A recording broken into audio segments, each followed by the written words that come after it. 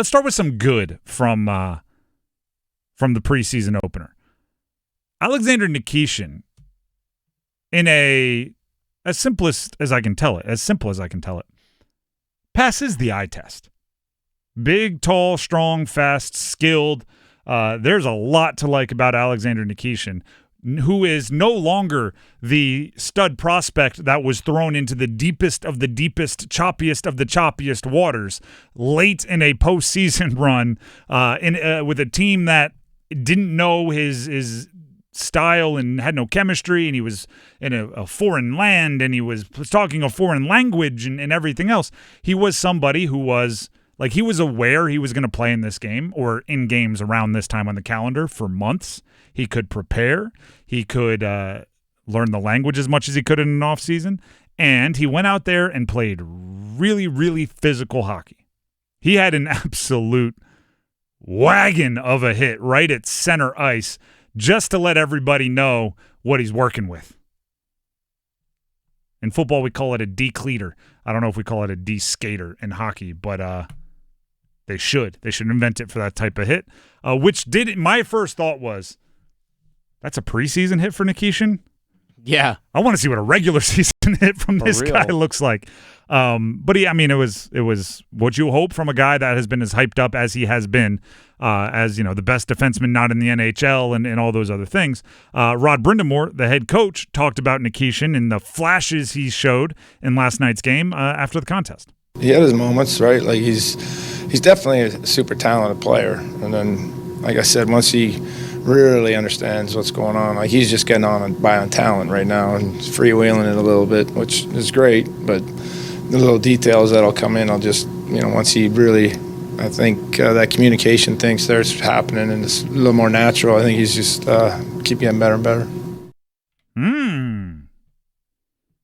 It actually is maybe one of the hardest things to do for a franchise, is to get a guy like Alexander Nikishin into your building, because you recognize his potential is like top dude in the league, is like one of the best. And it's up to you and him and whoever else is in that inner circle to develop him into that.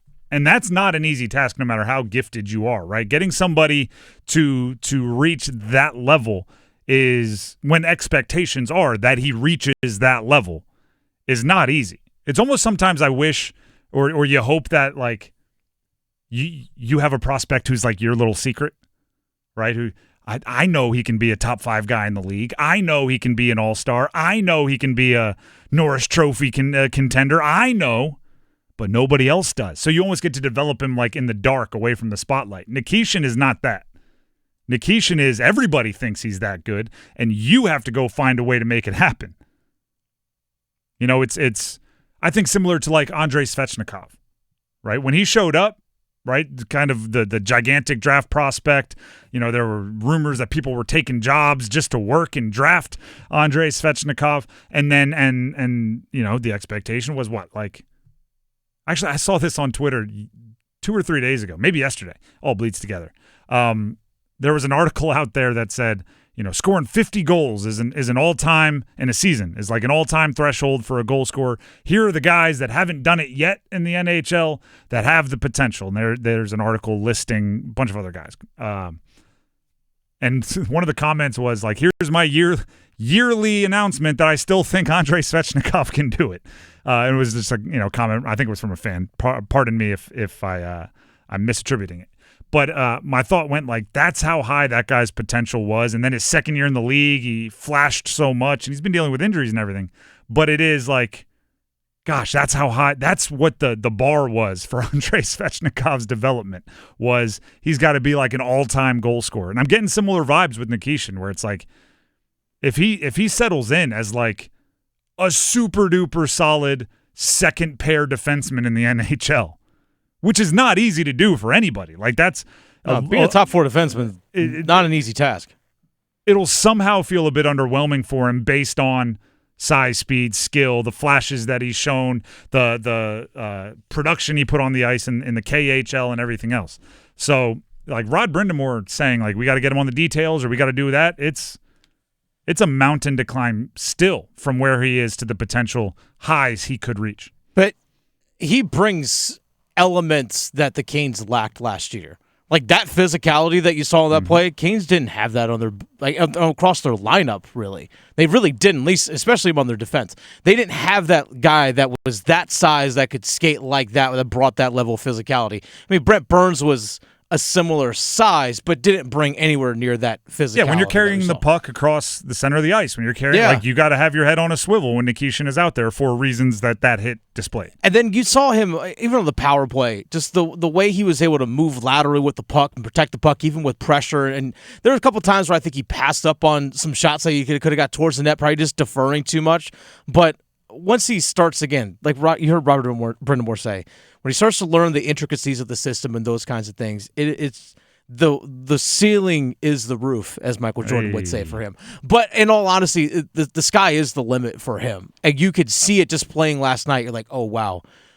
The raw physical talent and everything is there once he starts putting it together. And if he's like, I mean, most teams would kill for that to be a top pair defenseman on their team. And he might be the number 5 guy on this team.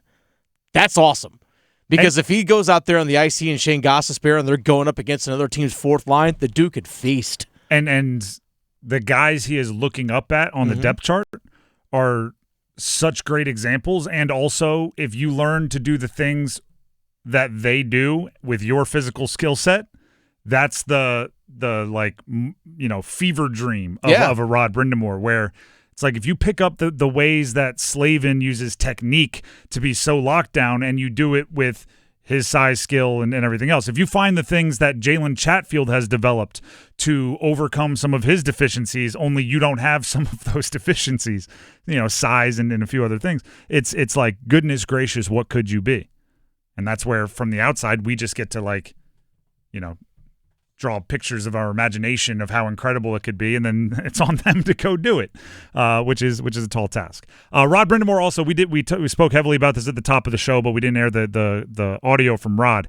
After the game, he did talk about if he was able to get a good assessment of Logan Stankoven at center, which is really our first time seeing him do that in a Canes uniform. Here's Rod.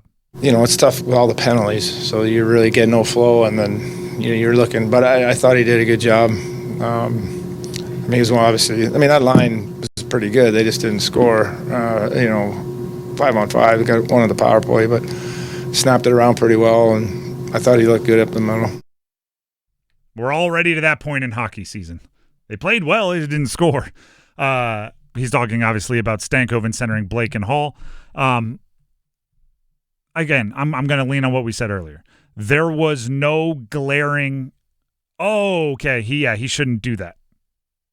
Which is what you're almost looking for, right? You're looking when somebody like Logan Stankoven is so good as a winger, and he proved so vital, so important to your team as a winger in the postseason, and you're thinking about moving him to center, you're almost seeking out reasons to go, oh, okay, no, let's move him to wing. Because you know it works and it's safe, and you don't have to take the risk of moving him. Last night, I didn't see any reasons to move him, right? Which is like good enough for me. You take it to the next time he's out there on the ice, and you keep developing, and you keep searching for that reason to move him back. And if at the end of the preseason you don't find any, you're still going, no, I think he's good. Then you play him at center, and you see how long he remains. You see how long he can keep it there. I would imagine we will see Rod Brind'Amour experiment quite a bit more moving forward in this preseason. But overall, I think it was a solid game one. Do you think that little too many penalties comment was directly to Giovanni Smith? It's hard to evaluate anybody on the ice with all those penalties.